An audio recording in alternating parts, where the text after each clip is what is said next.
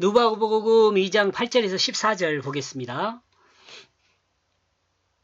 8절. 그리고 그때 그 장소 안에 그 목자들이 있다. 그 자신들이 있어야 할 그 야영지에. 그리고 그들은 그 양떼들을 그 옆에서 보호하고 지키고 있다. 그때 그 장소인 베들레헴의 야영지에서 양들 옆에서 양을 보호하고 지키는 목자들이 있었습니다. 요셉과 정환한 마리아가 사관의 마국간에 첫 아들을 낳아 강보에 쌓아 구유에 놓았을 그때에 목자들은 자신들이 있어야 할 위치에서 자신들의 일을 감당하고 있었습니다. 이 시대의 목자들은 목회자를 목자라고 합니다. 이런 점에서 목회자의 직무는 목사와 같은 점이 있음을 분명하게 알 수 있습니다. 목회자는 목자와 같이 양들이 꼴을 먹을 수 있도록 인도하며 또한 먹을 꼴을 잘 소화시킬 수 있도록 휴식하는 시간을 주어 되새김질을 하게 하는 것임을 생각할 수 있게 합니다. 이런 점에서 목회자들이 성도들을 섬기는 가장 중요한 것 중에 하나는 하나님 말씀을 되새김지도록 섬기는 일이란 생각을 했습니다. 지금 그 구유가 나왔고요. 그 다음에 이제 목자들이 나오잖아요.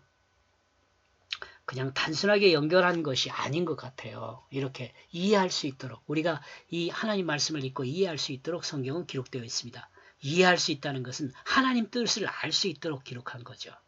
9절. 그리고 그 자신들은 주의 사자가 감독하고 있다. 그리고 그는 주님의 가장 영광스러운 상태로 그들의 주의를 비추었다. 그리하여 그들은 그를 크게 무서워하게 되어졌다. 목자들은 양들을 지키고 목자들은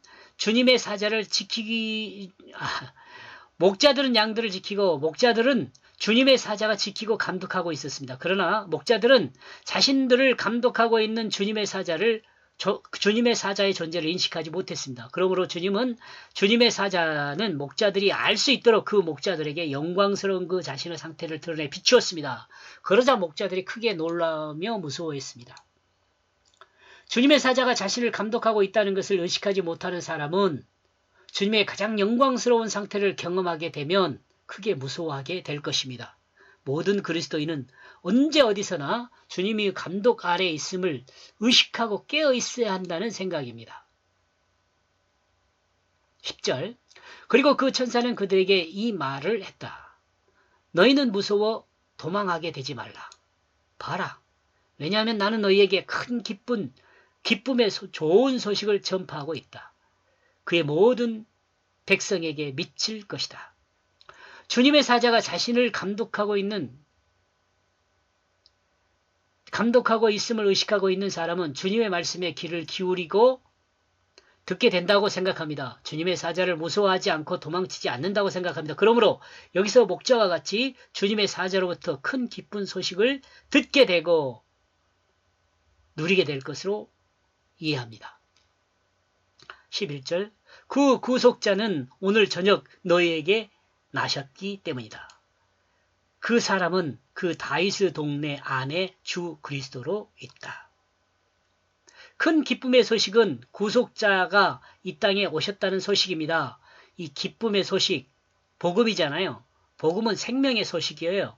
생명의 소식인 이유는 예수 그리스도가 우리에게 새 생명, 거듭난 생명을 주기 때문에 그래요. 그래서 예수 그리스도를 복음이라고 하잖아요. 구속자는 다윗의 동네 안에 구원자로 있다고 증거하고 있습니다. 그리스도. 이 구원자라는 보다는 기름 부음 받은 자죠. 다윗의 동네의 모든 사람이 알고 있는 베들레헴입니다. 예수 그리스도는 모든 사람들에게 주 그리스도로 계시지만 모든 사람에게 예수 그리스도를 주님으로 인정하지는 않습니다. 모든 사람에게 그리스도로 계시지만 모든 사람이 주 예수 그리스도로 인정하지는 않는 거죠. 예수 그리스도를 믿는 자, 하나님 말씀을 받아들이는 자, 믿는 자만이 주 예수 그리스도를 주님으로 받아들이죠. 대부분 사람들은 자신이 주가 되어 살고 있습니다. 이 자신이 주가 되어 산다는 말이 바로 자기 중심으로 사는 거죠. 자기 마음에 옳은 대로 사는 것이에요. 그러나 하나님이 소망하는 진실을 회복하고 사랑하며 사는 사람은 예수 그리스도가 주님으로 계십니다.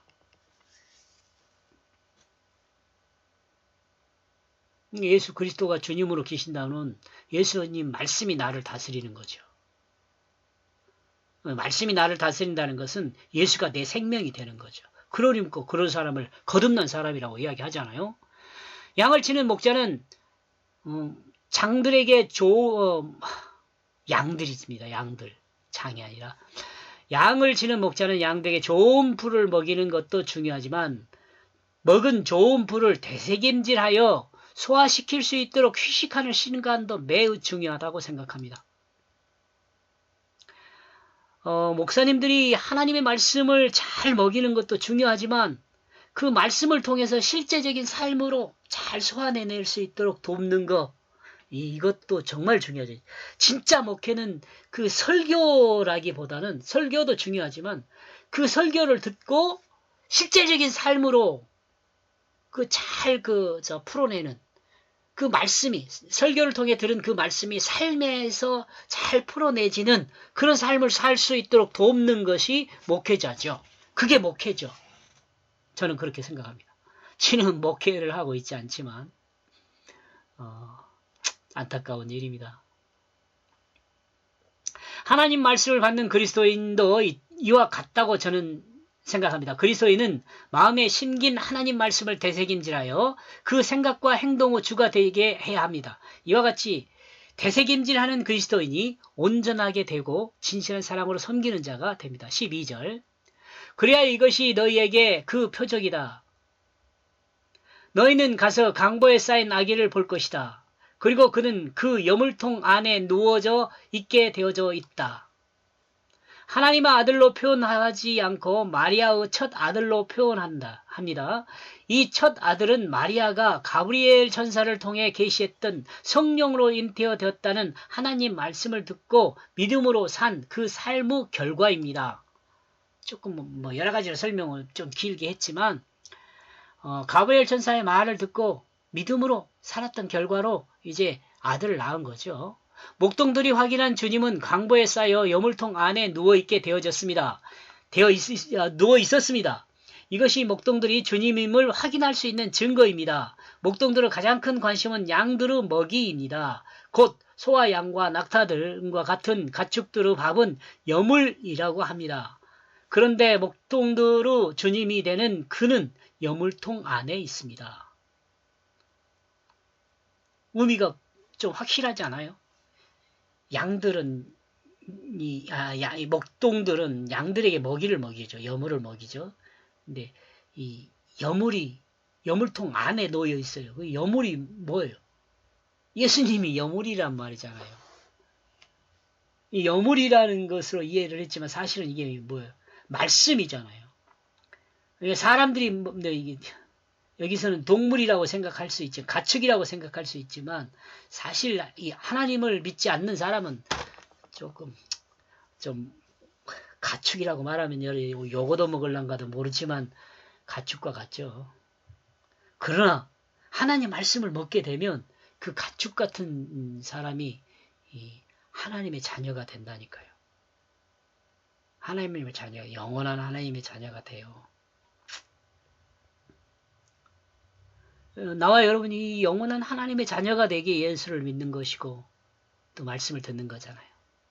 또 말씀을 되새기는 거잖아요. 이 내용의 이야기는 하나님 말씀을 먹고 하나님 말씀을 여물을 먹은 가축과 같이 되새김질해야 해야 한다는 의미를 드러내고 있다고 봅니다. 이렇게 볼 때 복음을 소개하고 하는 일에 등장하는 목동들이 그냥 이야기로 끝나는 것이 아님을 분명하게 드러냅니다. 이 말은 뭐냐면 그냥 목동이라는 단어를 사용한 것이 아니라 이 목동을 통해서 하나님께서 계시한 의미를 전달한다, 그런 의미입니다. 천사가 목자들에게 이야기하고 있을 때 갑자기 하늘에서 가득 찬 천사들이 하나님을 찬송하고 있습니다. 그리고 찬송 내용은 다음과 같습니다. 그는 가장 높은 하나님의 영광이다. 그리고 그 옆에 선택받아 있는 사람들 안에 기쁨과 즐거움이다. 예수 그리스도 곧 여물통 안에 강보에 쌓여 누워있는 그는 가장 높은 하나님의 영광입니다. 여기서 하나님의 영광이라는 것은 하나님의 있음을 드러내는 거죠. 영광이라는 것은 하나님의 살아계심, 있음을 드러내는 것이 영광이에요. 그러니까 찬양하는 거, 찬양 자체가 뭐예요? 하나님의 있음을 자랑하는 거잖아요. 그리스도인이 하나님의 영광을 드러내야 한다라고 했을 때는 그리스도인의 삶 안에서 하나님이 계시다는 것을 드러내야 돼요. 하나님이 계시지 않다고 느끼게 삶을 살면 그 사람 하나님의 영광을 가리는 거죠. 곧 주님은 하나님을 온전하게 드러내는 분입니다. 예수 그리스도는 하나님의 살아계심을 드러내잖아요. 그리고 선택받은 그리스도인에게 주님은 기쁨이 된다는 것은 예수를 믿는 사람이죠.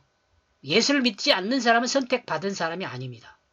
예수를 믿는 사람, 예수를 믿는 사람도 그냥 예수를 역사적 사실로 알고 있는 것만으로는 부족하고요. 예수 그리스도의 십자가와 부활이 실제적인 내 안에서 성취된 사람을 말합니다.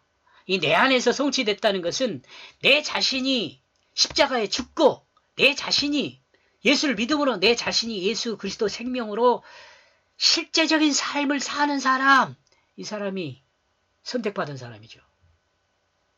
예수 그리스도가 기쁨이며 즐거움이 될 수 있는 것은 선택받은 사람이라고 합니다. 이런 사람이 지금 앞에 말한 그런 사람이 선택받은 사람입니다.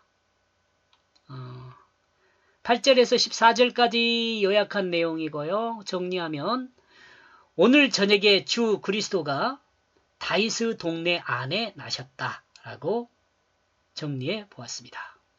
고맙습니다.